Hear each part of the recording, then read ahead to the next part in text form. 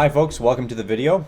So in today's video, I want to talk to you about why I switched over to trading off of the DOM versus the chart. So in a previous video, I might have said that I don't think the $50 a month of Jigsaw is worth it because you have to essentially pay $50 just so you can click on this price ladder and execute orders, which is true.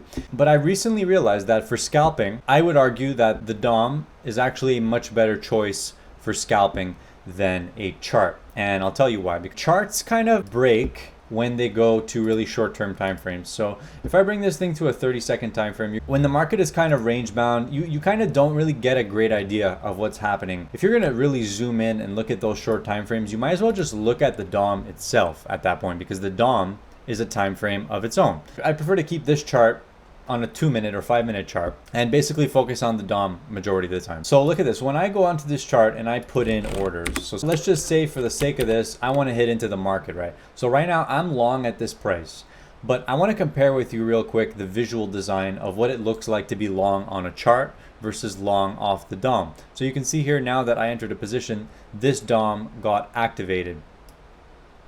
So looking at this right here, you can see that there's my P&L on the left side. I can manage this position relatively easily. If I wanted to put in a stop, I can easily just click on the chart. In this case, there's no stop. Let's say I wanted to put in a sell stop. I just click on that price and I have a sell stop in, all right? If I wanted to raise it up, just bring it up, done. So I would argue that trading off the DOM is actually more efficient than trading off a chart for scalping. Trying to work a limit off of a DOM is going to be so much easier than off of a chart, because say you have a limit order in the market, you're trying to put in a sell limit, maybe you want to work it there, maybe you want to put it up there, maybe you want to move it a couple of ticks, but at the end of the day, you're going to see it better on this DOM because you can actually see each price. So I'm going to make the decision to say trading off the DOM is better. And one reason I think it's better now is because I honestly think that it entices you to manage trades quicker, right? So let's say I'm long right here. I get long at 42. I instantly have a stop in, but let's say if the market goes up in my favor, maybe 10 ticks or so, I'm easily going to be ready to take profit on that thing. All I need to do is click on the price to set a limit order to sell. And if I want to move this thing around, I can easily do that. I can easily cancel it. All right, I can easily put in a stop or whatever it is you need to do. All it is, it's one click away. That's why I think it's going to be a lot easier to trade off the DOM versus trading off of a chart. To trade off a chart, you need to have hotkeys, and to have hotkeys means you have to press a bunch of buttons. Now, when everything's on the DOM, you just kind of click on it, right? You get 3 limits in there.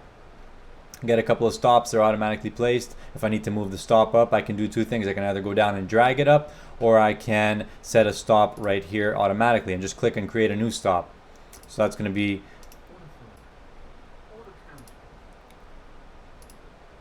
there we go. And you can see examples of that where I get into a position in and out and I'm able to kind of scalp around it and not necessarily mess around moving my orders all around the screen. So that's why I'm switching to the DOM for scalping, guys. I do recommend Jigsaw as an order flow platform. So if you're interested in checking it out, view the link in my description for that. This video is easily one of the most boring videos I've made, but it's all good. And I just wanted to tell you guys that I'm switching to the DOM simply because it's better. All right, you can still have hotkeys on the DOM too if I want to get in at market, and that's pretty much the story here. So you can see here how the way this layout is designed. I've pretty much got the micros here on the left, and I've got the main NASDAQ contract here in the middle. I prefer to watch the tape on the main NASDAQ contract NQ because the size is more relevant than the size that's coming in on the micros. The size that moves the market is coming into the NQ, not into the MNQ. If someone decided to trade a bunch of size on the micros, they could definitely move the market as well. But I'm more focused on the bigger players, so that's why I'm more inclined to watch the NQ. I've got this tape going through, and then this one on the left, which is basically orders coming in from the cash market, aka the triple Qs ETF. So I just have it color coordinated to show up the trade was on the offer, on the bid, or in the middle. I can see interest in the options market coming through here. So this tape right here, it's going to be interesting to watch it when prices coming close to key areas and when you can start to see interest taking place in the cash market. So that's why I have that tape set up there. And these 2 power meters are basically the power meters associated with these 2 tapes. So this one is all the trades in the last 60 seconds. This one's all the trades in the last 5 minutes. for the NQ. And then these two tapes would be the exact same thing, but for the triple Qs. On the left here, this is all the trades taking place in the last 30 minutes, basically the balance of buyers to sellers in the last 30 minutes. And then here I've got my block order tapes. That's my layout you're looking at. And we're gonna cut the video for today. If you have any questions, leave them in the comments below. I love you guys, take care, bye.